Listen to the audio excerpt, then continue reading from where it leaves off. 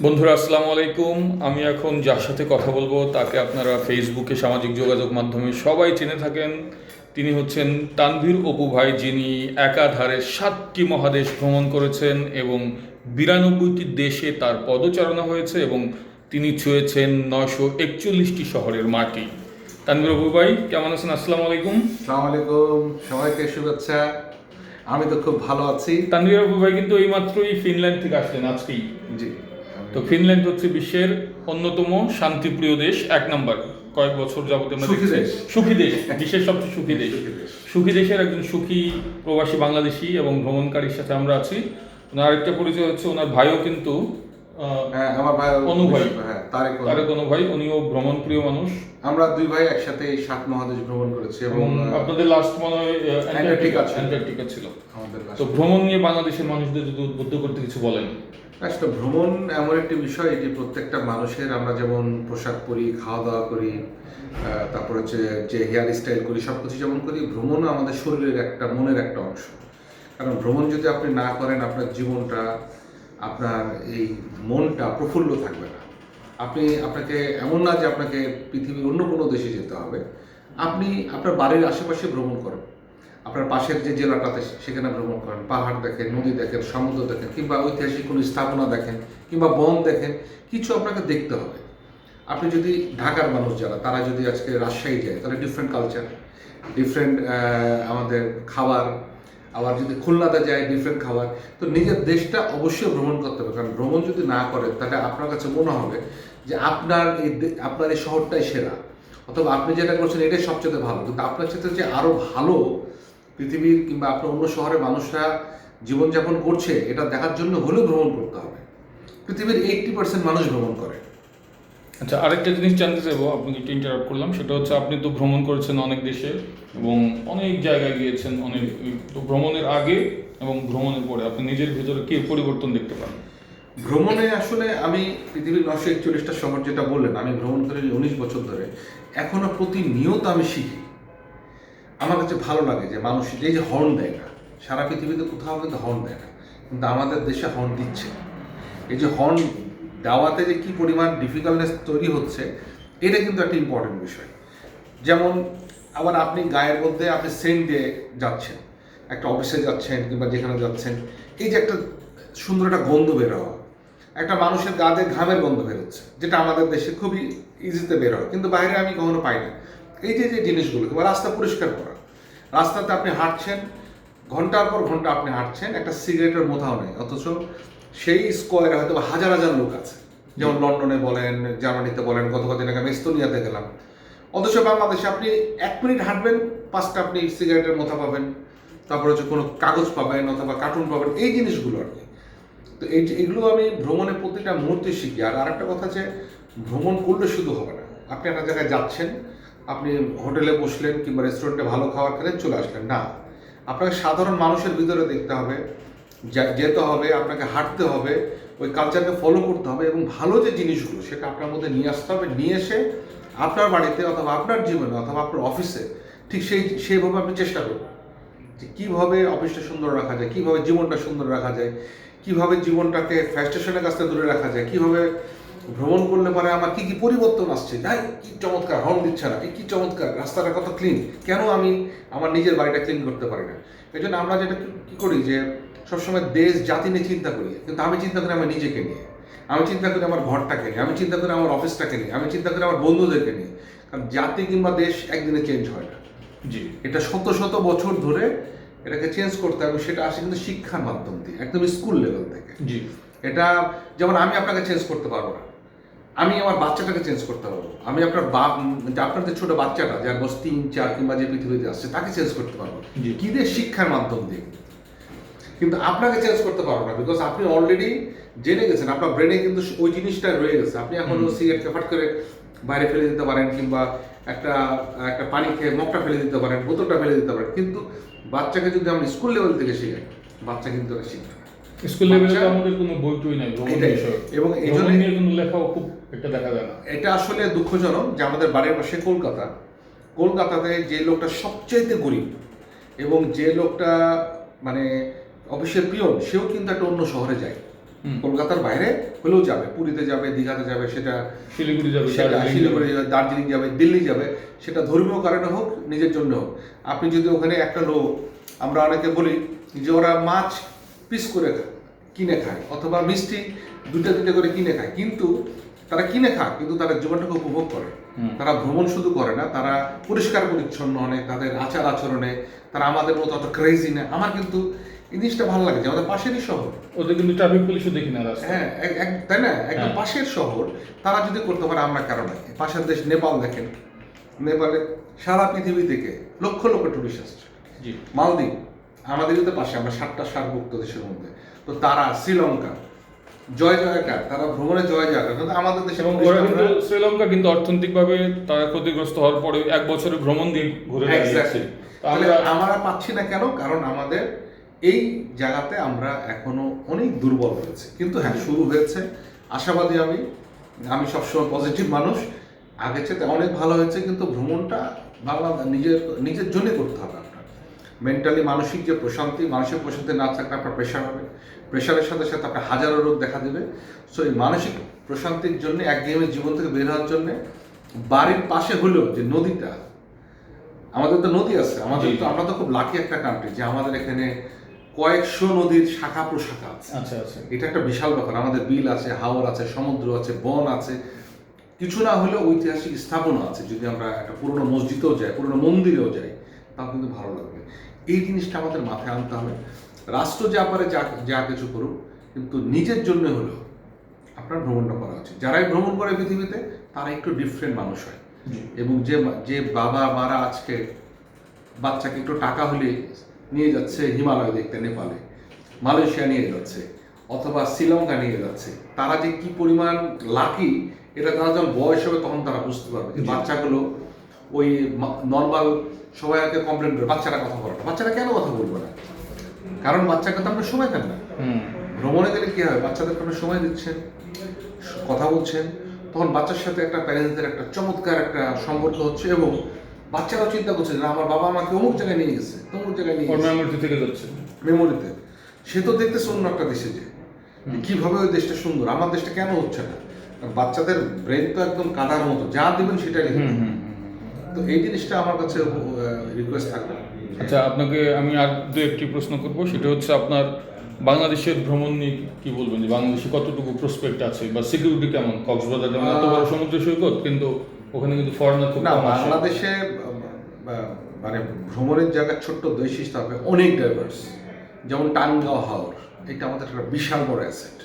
আমরা যখন টাঙ্গুয়া হাওরে আগে গেছি, বন বিভাগের নৌকা নিয়ে, কোনো নৌকাই ছিল না, এখন কয়েক হাজার নৌকা। কত সালে গিয়েছেন? এটা 2003 সালের কথা বলছি, 2 সালের কথা। আমরা চিনি না হ্যাঁ, টাঙ্গুয়া হাওর জানি না, কিন্তু বিশাল বড় রিসোর্স আছে, তখন আমরা পাখি দেখতে যেতাম। দ্বিতীয় হচ্ছে পৃথিবীর সবচেয়ে বড় ম্যানগ্রোভ ফরেস্ট সুন্দরবন। এই সুন্দরবন দিয়ে বাংলাদেশ কোটি কোটি টাকা ইনকাম করতে হবে। কিন্তু অনেকবার গিয়েছেন সুন্দরবন? আমার সুন্দরবনে অনেকবার যাই, কারণ আমার কাছে বাংলাদেশ সবচেয়ে ভালো লাগে সুন্দরবন। কারণ নেচারের মানুষ, আমার ওই হরিণ দেখতে ভালো লাগে, নদী দেখতে ভালো লাগে, কুমির দেখতে ভালো লাগে। হ্যাঁ, চমৎকার জায়গা, না যাওয়ার কোনো কারণ না। আমি অ্যামাজনেও গেছি, অ্যামাজন আর সুন্দরবনের মধ্যে যদি আপনি যদি বলেন, আমি সুন্দরবনকে বেছে দেবো। কারণ সুন্দরবনে অনেক ডাইভার্স আছে, ওখানে মানুষ বাস করে প্রচুর, তারপর ওখানে নানান ধরনের প্রাণী রয়েছে, যেগুলো আমার বেশি ভালো লাগে। অ্যামাজন তো বিশাল বড় যেখানে ওখানে শুধু মাইলের পর মাইল হাঁটতে হবে, সুন্দরবন তো আপনি হাঁটতে পারবে না, নৌকা নিয়ে ঘুরবে, নৌকার মধ্যে ঘুরে একটা মজা আছে। তো আমাদের দেশে যেটা বড় সমস্যা হচ্ছে নিরাপত্তা। আগে যেটা খারাপ না, ভালো, মানুষ সচেতন হয়েছে অনেক, কিন্তু আমাদের ফ্যাসিলিটিসগুলো কম। ফ্যাসিলিটিসগুলো কম মানে আপনি রাস্তার বাসা থেকে বের হচ্ছেন, মানে আপনার গাড়িটা ঠিক মতো যাবে কিনা, জ্যাম লেগে যাচ্ছে, গাড়ি ক্যান্সেল করছে, হাইজ্যাকিং হচ্ছে, এগুলো একটু বড় সমস্যা। আচ্ছা, খাওয়া দাওয়ার ওখানে যে গলা কাটা দাম হচ্ছে, এত দাম কেন হবে? মানে আমাদের আশেপাশে যেসব টুরিস্টিক কান্ট্রিগুলো, সেগুলো টুরিস্টকে এমনভাবে অ্যাট্রাকশন করে যে তোমরা পরের বার আবার ঠিক আমার এই হোটেলে আসবা, এই রিসোর্টে আসবা, এই রেস্টুরেন্টে আসবা। কিন্তু আমাদের বাংলাদেশিদের চিন্তা যে কোনো মতো খাই আসে গেছে যায়, আর যাতে না আসে। কিন্তু আমি তো 200 টাকা নিয়ে নিলাম, এই 200 টাকা বেশি নেওয়ার জন্য যে ও যে তো ওখানে আসবে না, তার বন্ধুরা আসবে না, তার বন্ধুরা আসবে না, এটা তাদের মাথায় নেই। এই জন্য আমার মনে হয় যে বাংলাদেশের লটা, আমাদের ল গুলো অনেক স্ট্রিক্ট করা উচিত। ট্যুরিজম বান্ধব করা হচ্ছে, আমাদের ল গুলো ট্যুরিজম বান্ধব না। ট্যুরিজম থেকে তো আমাদের অনেক আয় আসা সম্ভব আছে না। এই যে মনে করেন যে এতগুলো রিসোর্ট এখন সারা বাংলাদেশের ধরেন কয়েক হাজার রিসোর্ট আছে। জি। সেটা আপনি সিলেটে যান, সেটা আপনি বান্দরবনে যান, সেটা সাজেক। আপনি সাজেক খাগড়াছড়ি যান, সেটা আপনি সুন্দরবনে যান, কয়েক হাজার। তারা তো রেমিটেন্স দিচ্ছে এইসব জায়গায় যখন, সরি তারা তো ট্যাক্স দিচ্ছে। ট্যাক্স দিচ্ছে। আচ্ছা, তারা হচ্ছে ওখানে কত হাজার লোক কর্মসংস্থান হচ্ছে। জি। তারপরে তাদের ট্যুরিস্ট গাইড, তারপর তাদের গাড়ি, তাদের রেস্টুরেন্ট সব কিন্তু এটা ইনক্লুডেড। একটা যখন ট্যুরিস্ট যখন যায়, একটা নিশ্চয়ই খালি হাতে ফেরত আসে না। একটা জামা হলেও কিনবে, একটা মিষ্টি হলেও কিনবে। তো এটা তো ট্যুরিজমের একটা অংশ। গাড়িটা এখন ইউজ করবে, রিক্সাটা ইউজ করতেছে। মানে একটা লোক যখন যাচ্ছে তখন আমরা কি করে বিদেশ যাচ্ছি, পকেটে আমি $1000 নিয়ে যাচ্ছি, ওটা ফেরত আসার জন্য নাকি আমি যে দেশে আসলে দিয়ে আসছে। এইভাবে তো ইকোনমিটা রুল করে। আমাদের এখানে একটু বেশ ভালোই সমস্যা আছে। কিন্তু আমি ওটাই বলছি যে আমরা যেহেতু একদমই নবীন, আমাদের কালচার, আমাদের বাপ দাদা 14 গোষ্ঠীরাকে কখনো ভ্রমণ করেনি। জি। আমার কোনো মেমোরি নেই আমার বাবা আমাকে সমুদ্রে নিয়ে গেছে, আপনারা হয়তো না। কিন্তু দেখবেন যে আমাদের বাবা আমাদের জন্য 2 তলা বাড়ি করে দিয়ে গেছে, 3 তলা বাড়ি করে দিয়ে গেছে, 10 বিঘা জমি করে দিয়ে গেছে, ভালো খাওয়া দাওয়া করে, কিন্তু ভ্রমণ দেয়নি। তো এটা একদমই নবীন যেহেতু আমরা এদিকে, সেক্ষেত্রে আমাদের 100 বছর ওয়েট করতে হবে। জি। এটা আশাবাদী। কিন্তু আমাদের রিসোর্স আছে। রিসোর্স 100%, বিশেষ করে সুন্দরবন। আমাদের কি নেই বলেন? নেপালে আপনি যদি যান, বিশাল বড় মাউন্টেন আছে, কি মাউন্ট এভারেস্ট, হিমালয় আছে, কিন্তু আমাদের সমুদ্র নেই। তাহলে আমাদের সমুদ্র আছে, আমাদের নদী আছে, বললাম 100টার উপরে শাখা শাখা হবে, হাওর আছে, আমাদের হিস্টোরিক্যাল জায়গা আছে, পাহাড়পুর, ময়নামতি। এবং পাহাড়পুর একটা বিশাল বড় বিষয়, যেখানে 1500 বছর আগে বিশ্ববিদ্যালয় ছিল, স্টার্টে যোগ, তখন আমেরিকা আবিষ্কার হয়নি, তখন নিউজিল্যান্ড আবিষ্কার হয়নি, তখন আমরা শিক্ষিত। তো এখন এই যে এই বিষয়গুলো আমাদের তুলে ধরতে হবে। আপনি রোমে যাচ্ছেন, আপনি ইজিপ্টে যাচ্ছেন, আপনি পাহাড়পুর যাচ্ছেন না। কারণ কি? থাকার জায়গা কোথায়, অ্যাকোমোডেশন কোথায়, খাওয়ার জায়গা কোথায়, নিরাপত্তা কোথায়? তো এগুলো অনেক বিষয়গুলো রয়েছে। তবে আপনি মানুষ চাইলে সব কিছু সম্ভব। আমরা পাহাড়পুরে অনেক রিকোয়েস্ট করে অনেক বাড়ি হোমস্টে হয়েছে। আপনি ওখানে যাবেন, খাবেন, থাকবেন, বাড়িতে থাকবেন, ব্যক্তি উদ্যোগ হয়েছে। কিন্তু আপনি যেখানে যান না কেন, আপনি বন্ধুর বন্ধুর কেউ না কেউ, বাংলাদেশের ছোট্ট একটা দেশ, রেফারেন্স পাবেন। আপনার যদি রিয়েলি ইচ্ছা হয় যেটা আপনি ভ্রমণ করবেন, এটা সম্ভব, এটা অসম্ভব কিছু না। ঠিক আছে। এটা আমার মনে হয় যে বাংলাদেশের সম্ভাবনা খুবই বেশি। কারণ যে হারে মানুষ এখন ভ্রমণ করছে, এটা আগামী হয়তো 50 বছর পর পুরো দৃশ্যপটটা চেঞ্জ হয়ে যাবে। যখন মানুষ বুঝবে যে না, এটা আপনাদের দরকার মানুষের। এখন আপনি দেখেন, একদিন ছুটি হয়েছে, মনে করেন পর 3 দিন ছুটি সরকারের, কোনো রিসোর্ট, কোনো হোটেল, কোনো জায়গায় ফাঁকি পাবেন না। কারণ কি? মানুষ ওয়েট করছে। এটা কিন্তু 10 বছর আগে এই কালচার আমাদের ছিল না। কিন্তু এখন আপনার রিসোর্ট দেখা যাচ্ছে যে 2 মাস আগে থেকে ওই দিনে অলরেডি বুক করে রাখে। মানে কি, মানুষ সুযোগের অপেক্ষায় পারছে না, কিন্তু তারা চাচ্ছে। এটাই ইম্পর্টেন্ট। ভ্রমণকারী সংখ্যা বেড়েছে। আমরা যখন 19 বছর আগে ভ্রমণ শুরু করি, তখন বাংলাদেশে আমি দেখতাম যে কাকে ফলো করবো কিংবা কাকে জিজ্ঞাসা করবো, আমি কোনো লোক পাইনি। কারণ আমরা শুরু করেছি বাংলাদেশে প্রথম ভ্রমণ, আমি আমার ভাই, আমরা প্রথম শুরু করেছি। এখন কিন্তু দেখবেন যে একটা গ্রুপ তো আছে, মেয়েদের যে গ্রুপ আছে, বিভিন্ন জায়গায় ছেলেদের গ্রুপ আছে, এবং বয়স্কদের গ্রুপ আছে। এখন শত শত গ্রুপ আছে, শত শত ট্রাভেল এজেন্সি হয়েছে, শত শত যে রিসোর্ট হচ্ছে। তো এইগুলো অপূর্ব আমাদের এই গত 10 বছরে আমরা সফল ডেভেলপমেন্ট। আমি বলতেছি আজ থেকে 50 বছর পরে আরো সফল হবে, 100 বছর পরে মোটামুটি বাংলাদেশের ধরনের 25% লোক ভ্রমণ করবে। সেই সাথে তো একটা ভালো সরকার দরকার, সেই সময় সিকিউরিটি নিরাপত্তা দেওয়া। অবশ্যই এটা আমাদের যে সরকার যেই আসুক ক্ষমতায়, সেটা আমরা তো জানি না যে কি সরকার এখন বর্তমান সরকার, 5টা যারা ছিল, ভবিষ্যতে যারা আসবে, তাদেরকে আরেকটু সতর্ক হতে হবে, আরেকটু প্ল্যান করতে হবে, আরেকটু স্ট্রং সিকিউরিটি, এবং এই যে যাতে গভর্নমেন্ট একটা রুলস করে দেয় যে ইয়ের কাছ থেকে, পর্যটকের কাছ থেকে বেশি পয়সা নেওয়ার যে বিষয়টা, এটা একটা বিষয়। এবং ছুটির দিনে ফাট করে রিসোর্টের দাম বাড়ায় দিচ্ছে, এগুলো আর কি বিষয়গুলো আমাদের না হলে পারে মানুষ তো যেতে মানে পারবে না আসলে, কারণ অনেকের ব্যয় সাধ্য হয়ে যাচ্ছে, সম্ভব না।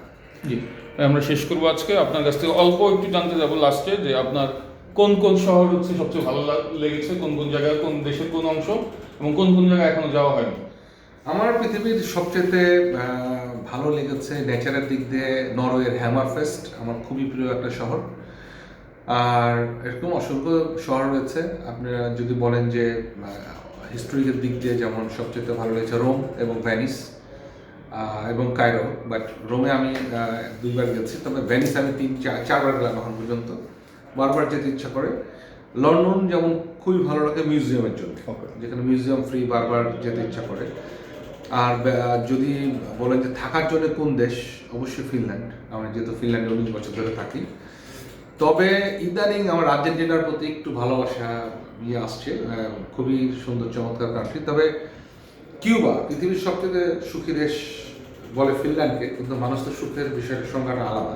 কিন্তু মানুষ হ্যাপি, তারপর অনেক সুন্দর ওয়েদার, সব কিছু মিলে কালচার, আমার কাছে কিউবা খুব ভালো লাগে। মানে কোন কোন জায়গায় যাননি এখন, যাওয়ার ইচ্ছা আছে? দু একটা শহরের নাম বলবেন? শহর আসলে আমার বাকেট লিস্টে এই মুহূর্তে আমার পৃথিবীর যেসব শহরে টার্গেট করেছি আমি, মোটামুটি সবই আমার যাওয়া হয়ে গেছে। তবে এখন বলতে গেলে আমার সাউথ আফ্রিকার কেপটাউন কিংবা সাউথ আফ্রিকা আমার এখনো যাওয়া হয়নি। কেপটাউনটা দেখার আমার খুব শখ। অনেকে বলার যে কেপটাউন নাকি পৃথিবীর সবচেয়ে সুন্দর শহর, সো এটা আমি এখনো দেখি নাই। আর আমি আগামী মাসে, যেটা আমার একটা স্বপ্নের জায়গা, যে আমি অ্যান্টার্কটিকা গেছি, গ্যালাপাগোস দ্বীপপুঞ্জে গেছি, অ্যামাজনে গেছি, পৃথিবীর যত আপনার বড় বড় ন্যাশনাল পার্কগুলো রয়েছে এটা সবই দেখেছি, কিন্তু আমি আফ্রিকার রিয়েল যে ন্যাশনাল পার্কগুলো রয়েছে, বিশেষ করে আপনার মাসাই মারা, ওকে, সেরেনগেটি ন্যাশনাল পার্ক, এগুলো আমি এখনো দেখি না। তো এগুলো আগামী মাসে আমি যাচ্ছি, কেনিয়া যাচ্ছি, আফ্রিকা ভ্রমণ। হ্যাঁ, এবং তানজানিয়া যাচ্ছি, উগান্ডার মাঝে। সেখানে গেলে পরে আমি মোটামুটি এবার স্বপ্নটা সফল হয়ে যাবে। অনেক ধন্যবাদ ভাইয়া, দোয়া করবেন আমাদের জন্য। অবশ্যই আসসালামু আমাদের আলাইকুম। সবাইকে ভ্রমণের আমন্ত্রণ, পৃথিবীর যে কোনো জায়গায়, যে কোনো শহরে। আশা করি ফিনল্যান্ডে গেলে আপনার হেল্প হবে? হ্যাঁ, অবশ্যই অবশ্যই। হ্যাঁ হ্যাঁ, অবশ্যই অবশ্যই, আমি যদি থাকি অবশ্যই চেষ্টা করব আপনাদেরকে সাহায্য করার, এবং যারা বাংলাদেশে যায় ইনফ্যাক্ট আমি সাহায্য করিও। সেটা ফিজিক্যালি যদি না থাকি, হয়তো বা ফোনে আপনাদের গাইড দেওয়া, যেটা ইম্পর্টেন্ট, যে গাইড দেওয়া একটা শহরে যে কী করে শর্টকাটে কিংবা সস্তায় ভ্রমণ করবেন, এইটা আপনার দেওয়াটা ইম্পর্টেন্ট, কিংবা কোন রেস্টুরেন্টে গেলে পরে সস্তায় ভালো খাওয়া পাবেন, এই জিনিসগুলো আর কি অবশ্যই দেবো আর কি। অনেক ধন্যবাদ যারা দেখলেন। অনেক গুরুত্বপূর্ণ ইনফরমেশন আমরা পেলাম, এবং এগুলো যদি আমরা কাজে লাগাতে পারি খুব ভালো কিছু হবে। আল্লাহ হাফেজ।